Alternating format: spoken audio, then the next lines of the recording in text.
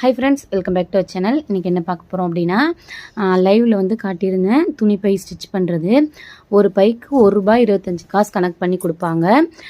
ஒரு நாளைக்கு வந்துட்டு மோட்ரு வச்சு மிஷின் வச்சுருந்தீங்க அப்படின்னா 50லேருந்து 100 பை தைக்கலாம். ஆவரேஜாக ஒரு 150 வரைக்கும் தைக்கலாம். ஃபுல் டைம் இதே ஜாபாக செஞ்சீங்க அப்படின்னா இதுக்கு மேலேயும் தைக்கலாம். நமக்கு வந்துட்டு இது வந்து த்ரெட் வச்சு தைக்கிறது இல்லை, நரம்பு வச்சு துணி கடைங்களில் அந்த மாதிரி க்ராசரி வாங்குகிற இடத்துலலாம் கொடுப்பாங்க இல்லையா. ஒரு பை வந்துட்டு ₹10 12 வரைக்கும் பில் பண்ணுவாங்க.